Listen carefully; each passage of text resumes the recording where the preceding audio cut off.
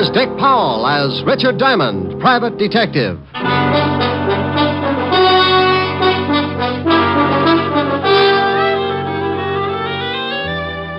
Hello there, this is Diamond. You know, I like to say that. Hello there, this is Diamond. I don't know why. Maybe it's just because I say it all the time. Hello there, this is Diamond. You know, I think it sounds kind of, well, pretty bad. Of course, I'd rather say, hello there, this is I've got a sponsor, Diamond, but that's silly, too, because if I had a sponsor, I wouldn't have time to say, hello there, this is Diamond. I'd be overshining his shoes. Confused? Well, so am I. Want to get really mixed up? Let me tell you what happened last week. This is real silly. So silly, it wound up with murder. I was sitting in my office thinking about June Allison when the phone rang. Diamond Detective Agency. No other corpse can make that statement. Oh, Rick. Don't believe it? Just listen to what one of our satisfied customers has to say about Diamond. I've been buried now on 30 years. Rick.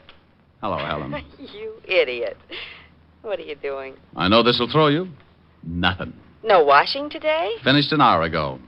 Oh, by the way, I got a beef. A beef? Yeah, those socks you knitted for me shrunk so much I need 4 more pair. Well, if they shrunk, what do you want with 4 more pairs? Going to start a new fad. Going to wear them on my toes, you know, toe socks. Well, if I knit you 4 pair, that'll only give you 10 altogether. Oh, by George, you really pulled off a speedy, didn't you? Well, howdy. Wasn't half as bad as some of those ghastlies you come up with. All right, Smarty. Now, what's on your rural mind? Want you to do me a favor? Like, for instance? No, for instance. I told you a friend of mine would come up and see you, and I want you to do what you can for him. Mr. Diamond? Hold it a minute, honey. Yeah? Mr. Diamond, I was told to look you up. I am Rene. Rick, what is it? Helen, Yeah, what's the matter? something just tiptoed into my office. I got a hunch you know about it. Oh, maybe that's Rene. That's what it says. If you are Mr. Diamond, I wish you'd please pay a little attention to me, or aren't you interested in a potential client? Hold it a second, honey. Sure, I'm always interested in a potential client. What did you do, lose your wedges? I beg your pardon? Forget it. I've got Miss Asher on the phone now. She just told me you were coming up. Oh, well, please say hello to Miss Asher. She's such a darling. Yeah. Honey, Rene says to say hello. Says you're a darling. Oh, well, say hello to Rene. He makes my hats for me. I'll get the story from him. Call you later. Now, Mr. Rene. Your full name is Benet. Rene Benet. How do you do? How are you, Mr. Benet? Mr. Diamond, I have a problem, and Miss Asher seemed to think that you could help me with it. Well, depends. Cigarette? No, thanks. I never use them. Depends on what. You don't even know my problem yet. Look, I don't care if you swipe John Frederick's toupee. For $100 a day in expenses, I'll grow a mattress on his skull. Mr. Diamond, I can see that you don't know much about hats. You are so wrong. Oh, am I? Well, it may interest you to know that John Fredericks are 2 people. Mr. John and Mr. Fredericks. Look, Mr. Benet, I don't care if they're patrol number 3 of the Brownies. Can you afford $100 a day in expenses? Mr. Diamond, I am the new sensation in hats. You must look lovely. Okay, Mr. Benet, I take it you can afford me. Now, what's your problem? I want you to prevent the theft of my 3 latest creations. Hats? Creations, Mr. Diamond. Okay, creations. Why do you want them protected? Why, because someone is going to steal them before my fall showing. How do you know that? Because on similar occasions, the same thing has happened. Twice, to be exact. The designs were stolen, and 2 weeks later, that lowlife George Merson had his showing, and my hats were the high point of his show. What did you do? What could I do? I couldn't prove it. If I attempted to expose him, he would have said that I was lying. Everybody knows how much we hate each other. I'd have been a laughingstock. Do you think he had the hats stolen? I'm sure of it. And I'm also sure that someone in my salon is responsible for the actual theft. You know definitely? No, but I suspect my partner, Gerald Winters. He's always been jealous of my ability. Mr. Diamond, couldn't you open a window or something? It's frightfully hot. Oh, it's the air conditioning. I keep a bag of red lip jumbos up in the vent. Sometimes they get stuck.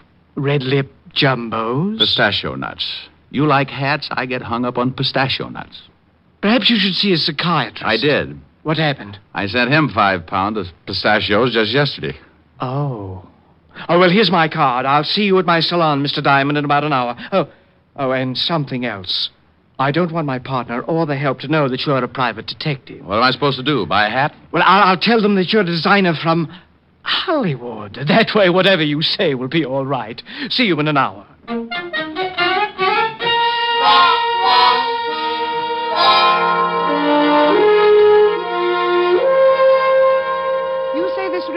of Hollywood is coming here to look at our new line. That's correct, Lillian. Never heard of him. Well, that's not so surprising, Gerald. There are a lot of people I'm sure you've never heard of, especially the more famous ones. I don't like that. Oh, don't you? Well, I'm overjoyed that you're sure of one thing, at least. Now, don't you two start fighting again. I've never heard of this Richard of Hollywood either. Well, he's a new man, works for the studios. Has made quite a sensation the last year or so. Well, I'm sick and tired of temperamental artists. I'm going back to my office. Well, why don't you do that, Gerald? Keep the books in the black, dear Potter, while I work to pay for your salary. You know, Rene, someday I'm going to strangle you with one of your own hats. Why don't you buy yourself a barbell instead? Then the next time you get into a bathing suit, there'll be no doubt that you have muscles. Oh, this boy. How can you two continue like this? It's frightful. Lillian, my love, I would rather join forces with a cobra than to keep on with Gerald. But he has an iron-bound contract that assures him of at least $50,000 a year. I'm helpless. Yes, come in. Oh, Mr. Richard, come in. Thanks. You better go out and pour some water on your partner. I just ran into him. Gerald, what do you mean? Well, I was looking for you, and he came up and introduced himself. You told him your name?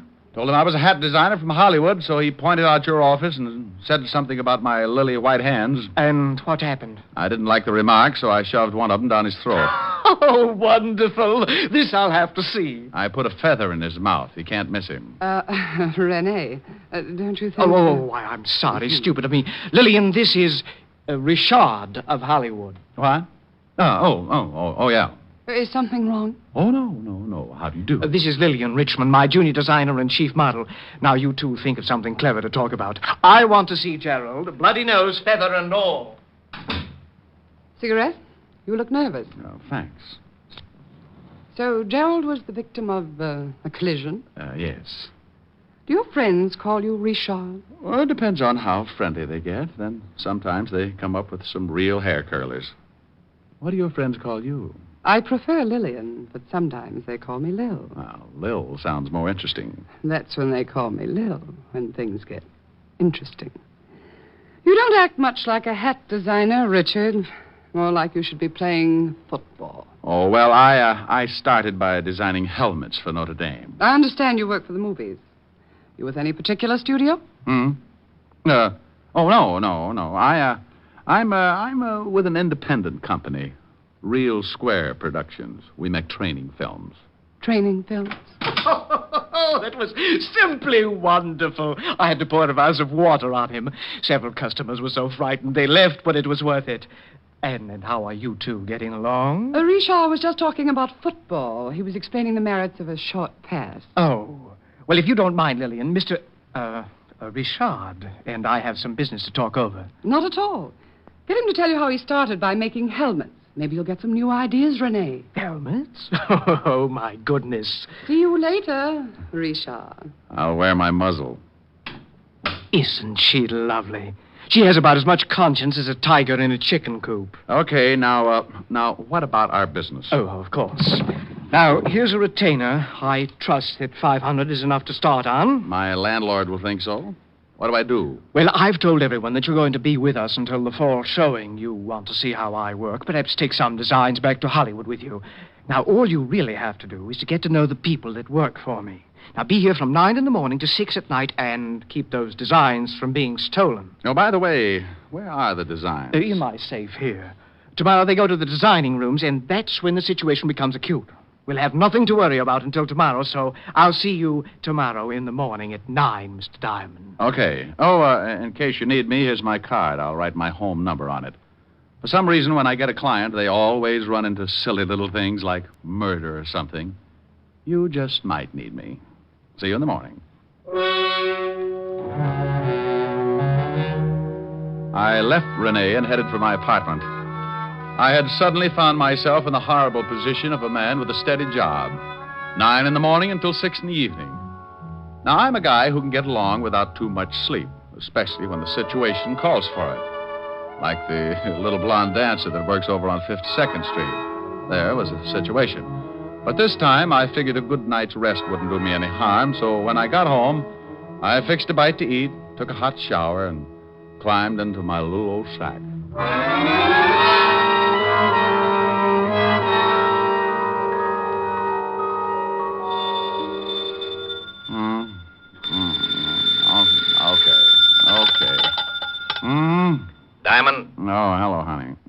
you stop that? Wake up. What? Oh, no. Who is it? It's Lieutenant Levinson. Well, bully for you. What time is it? It's 4:30 in the morning. Goodbye, Walt. Now, you wait a minute. I'm just trying to make things easy on you. And what was that hello, honey, for? Oh, I was dreaming. What do you mean, make things easy for me? At 4:30 in the morning, nothing's easy. I wanted to let you get here under your own steam. I know what a shock it'd be if I sent Otis down there to drag you out of bed. Oh, yeah. Horrible. That old lady ate the fire. The Dracula was loose again. Hey, what do you want me there for? Well, I know you won't be surprised, but there's been a Rittero killing. Well, so what? So you're mixed up in it. Now get down here. Now, wait a minute. Who's dead? A guy named Benet, auto accident. Rene Benet? Yeah, I guess that's the way you pronounce it. You see, Otis, you mallet head, you were wrong. It's pronounced Benet, not Benny. That idiot was calling him Rene Benet. Walt, how did you know I was working for Benet? Your card was found in his pocket. I'm at 125th Street, so come on up as fast as you can. Well, as soon as I get my football helmet off. Football helmet? You sleep in a football helmet? Well, I do. Don't you? Bye. I left the apartment and took off the address Walt had given me. It was way uptown on Riverside Drive. It was cold, and the fog had begun to drift in. I found Walt over near the prowl car, and he briefed me. Rene Benet had been killed in an automobile accident. His car had crashed over a 100-foot viaduct. He went through the guardrail up there, Rick. Oh, wonder what he was doing way up here. Certainly wasn't headed home. Maybe he was going to see someone. Well, maybe. Better check and see if he knew anyone out this way. Now, you wait a minute. You think something's wrong? Could be, huh? He had a partner who might want him out of the way. Oh, it's a mess, isn't it? Yeah, pretty badly burned before the fire boys got here. Wait a minute. Otis is over there with him. Otis!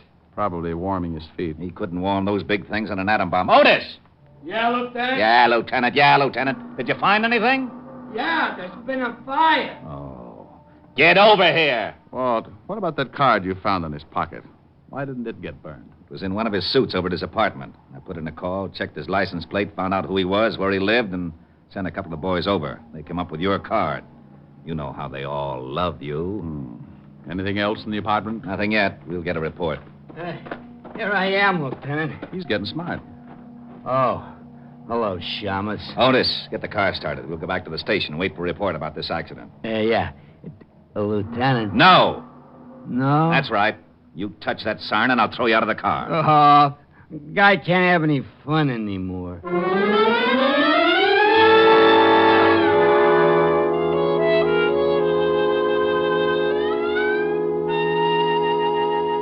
Walt, when are you going to get that report? It's 6:30 in the morning.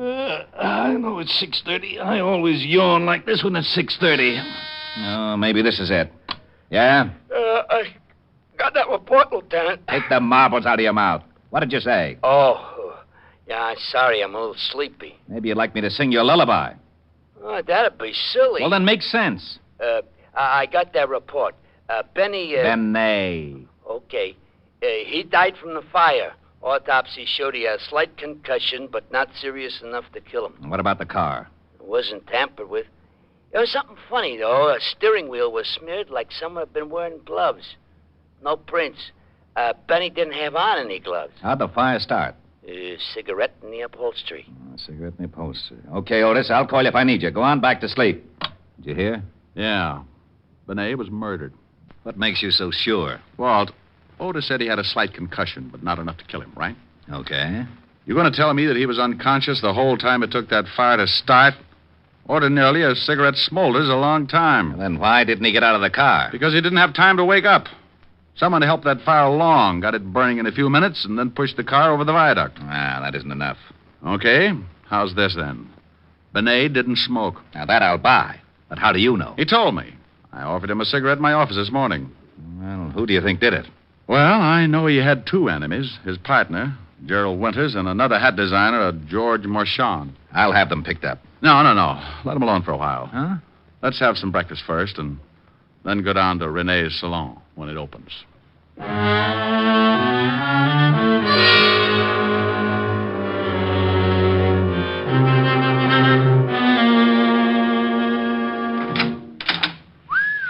Quite a store. Yes? Oh, good morning. How's Richard from Hollywood? From hunger. Richard from Hollywood. All right, Walt. Oh, I wish Otis was here. He'd love this. Well, whose side are you on? Now, Walt, this is Lillian Richmond, Walt. Lillian, this is Lieutenant Levinson. Lieutenant? Homicide. Oh, well, I hope he's just in to buy a hat for his wife. I'm not married, Miss Richmond. Well, to buy a hat. Lillian, I just called Rene's apartment to... Oh, what do you want? Walt, this is Gerald Winters. Who split his lip? He ran into a fist. Where were you between 3 and 4 o'clock this morning, Mr. Winters? What do you want to know for? Gerald, this is a lieutenant from Homicide. I think maybe something's happened. What could have happened? I was in bed from 11 o'clock till 8. Besides, what's a policeman doing with the great Richard from Hollywood? Did someone see one of his creations and strangle to death? Where were you around 4 this morning, Lillian? Also in bed, but I can't prove it. Why? Benet's been killed. What? You don't seem too upset, Mr. Winters. No? Well, you're right. As a matter of fact, I'm not. How did it happen? Car went over the viaduct. Burned to death. Then why ask us where we were? It was an accident, wasn't it? No, it was not an accident. Mr. Winters, what happens to you now? You take over the firm? Well, yes. It all goes to me. I think you'd better come down to the station. Answer a few questions. Oh, no. You don't... Well, this is absurd. I hated Rene, but I'd never kill him. Rick, do me a favor and go over to this, George Marchand. Talk to him until I can send Otis down to pick him up. You aren't a hat designer, are you? Bingo. You win another split lip. No, not... Lay off him, Rick. Come on, Mr. Winters. Let's go. I knew he wasn't. I just knew that man couldn't be famous in Hollywood or anywhere else. Well? Mm-hmm. Police? Private detective. The name's Diamond. Mm-hmm. Did you ever play football? Yeah. Stop back after you see Marchand. I'd like to find out more about the game. Strong line and a good backfield. You've played it.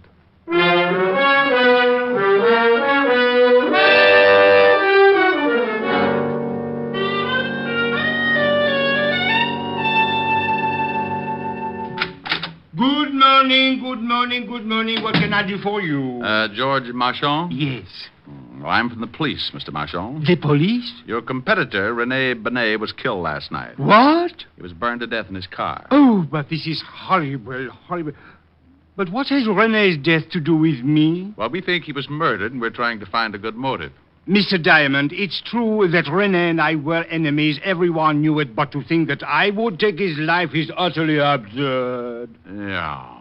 Where were you about 4 this morning, Mr. Marchand? Well, I was in bed, asleep. Everybody sure had a dull evening.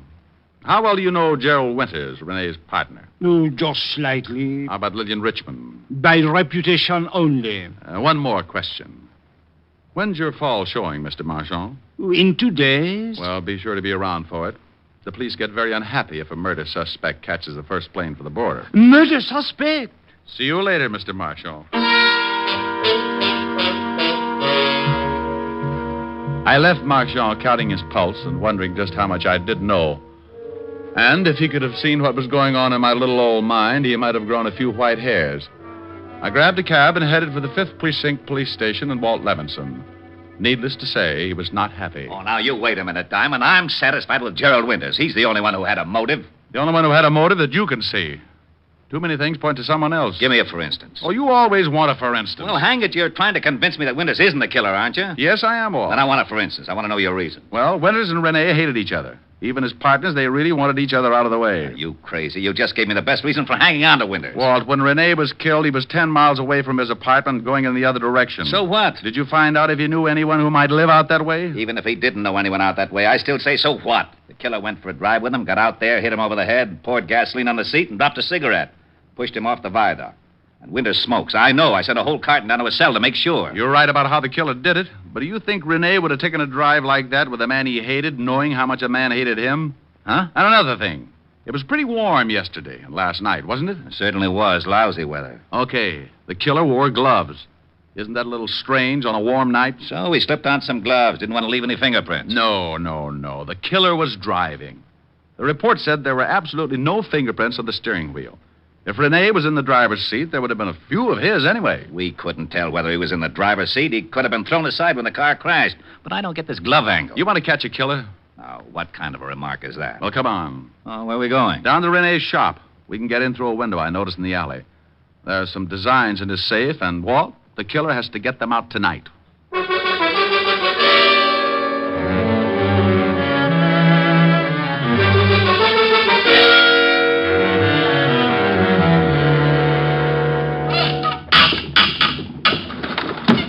There you are, Lieutenant. It's Jimmy. Rick, I don't like this. Busting into a place without a warrant. Oh, go on. Climb in and watch out for the burglar alarm. All right. Come on, Otis. Okay. Here, I'll give you a hand, Diamond. Oh, well, that ought to be easy for you, Otis. Yeah, why? Well, you could hold on with the other 4 and still have one left over to grab me. Oh, is that so? You two lay off. Come on, Rick. Show me where to go. Right over here, in Rene's office. What makes you think the killer hasn't already stolen the plans? I wouldn't have done it the night of the murder. That would have shown a motive. Wouldn't have done it today. Too many people in the shop. Go on in. Gee. Spooky. I can't see a thing. Walt, watch this. Boo. Ah, for Pete's sake, Sharp. Now, lay off, Otis Diamond. And where do we hide? Just sit down anywhere and be quiet. The first person through that door is our killer.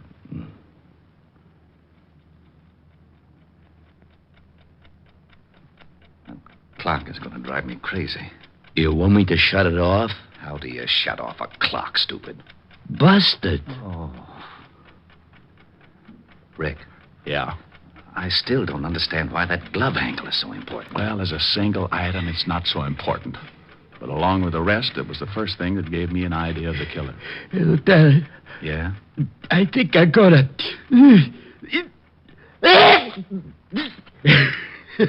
I did. Oh.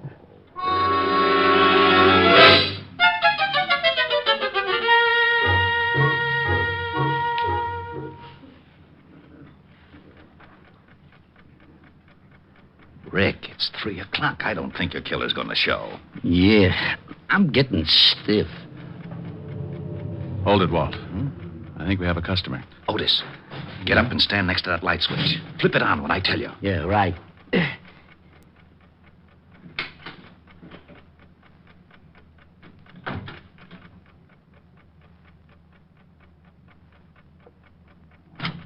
Okay, Otis. Oh, hello, Lillian. Oh, you startled me. What's this all about? What are you doing here? Waiting for you. For me? I don't understand. I was just coming over to pick up some of my sketches. I forgot them this afternoon. So you waited until 3 in the morning? I had a date. Yeah. Otis, go out and drag in her date. Now, you wait just a minute. I don't know what this is all about, but Go you've ahead, no Otis. right to... All right. Mr. Diamond, would you mind telling me what this is all about? Sure, Lever. Point by point, it goes something like this. Rene Benet was killed by someone he knew and trusted. He never would have gone for that riot otherwise. Benet didn't smoke, so the killer was an amateur and started the fire with a cigarette. The killer wore gloves, and it was too hot that night for a man to wear them without looking suspicious. Are you saying that you think That you killed Benet? Sure you did. Come on, you get in there. Your dirty hands off of me. Yeah, here he is, Lieutenant. This is the guy in the car. Lil, what is this all about? You better ask Mr. Diamond, although I don't think he'll make much sense. He just accused me of killing Rene. What? Good morning, Mr. Marchand. I thought you didn't know Lillian. Well, prior to this evening, I did not. I called her because I wanted to talk to her about Rene's death. Ah, you're lying. Today at your shop, you call me Mr. Diamond. How did you know my name? Well, you told it to me. Oh, no. You're fibbing again. I just said I was from the police.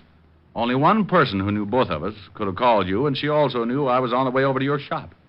Didn't you, Lil? The name is Miss Richmond. Now prove that I killed Rene. You've got no motive. Well, the designs are enough to start with. You probably suspected I wasn't a hat designer. And you knew you had to work fast if you were going to get those designs to Marchand here before this fall showing. That's not true. Lillian never gave me any designs from Rene. You know, of course, Mr. Marchand, that if we stick your girlfriend with a murder rap, you're an accessory before and after the fact. What? Sure, maybe you'll get to sit in a nice electric love seat and hold hands. Oh, but I had nothing to do with the murder. Well, you knew about it, and you knew who did it. That's enough to put you away for 20 years. Being mixed up in the actual motive might get you life. No. She was the one that did it. She knew Winters would be blamed for it. George! Yes, she stole the designs for me because she wanted to ruin Benet and take over his salon, but I did not know she was going to kill him. Why, you dirty little man. You did know it. You did know it. You helped me plan it if I got the best sketches for you. I'll tear your eyes out. Get her away from me. Come on, lady. Let's go. Okay, haul them both out to the car. Rick, I don't know how. Rick. Oh, no. Rick! Oh, why does he always disappear like that?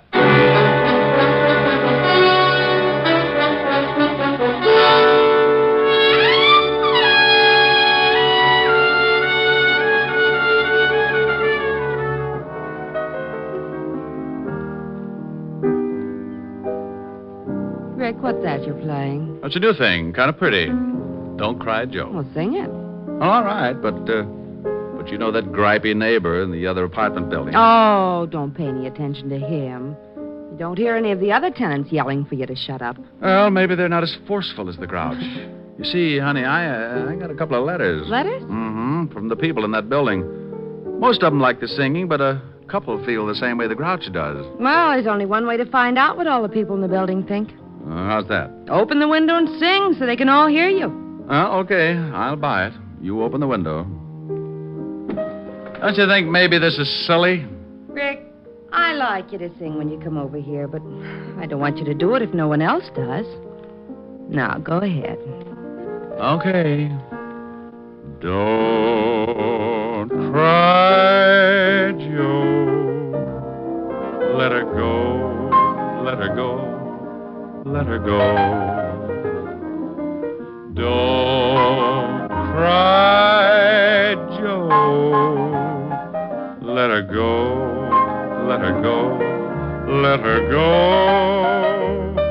You've got to realize this is the wind-up. You'll feel much better once you make your mind up. Don't cry, Joe. Let her go. Let her go. Let her go.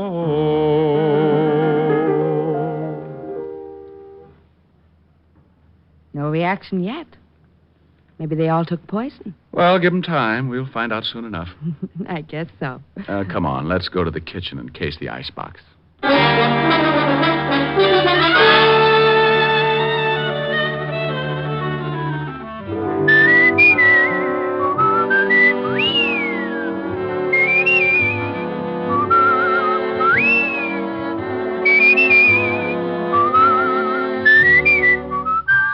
You have just heard Richard Diamond, Private Detective, starring Dick Powell. Helen was played by Virginia Gregg, Lieutenant Levinson by Ed Begley.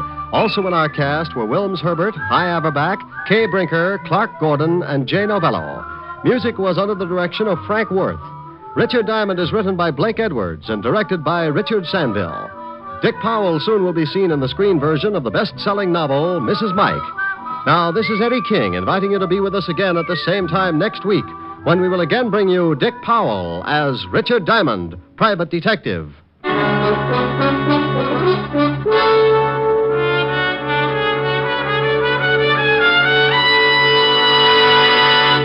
Saturday night brings you some of the week's best radio entertainment when you tune for the stars on NBC. Stay tuned to NBC every Saturday evening for a great lineup of programs, including Hollywood Star Theater, Ralph Edwards' Truth or Consequences, Your Hit Parade, A Day in the Life of Dennis Day, The Judy Canova Show, and Grand Ole Opry. All the best on NBC. Stay tuned for Irene Dunn and Hollywood Star Theater on NBC.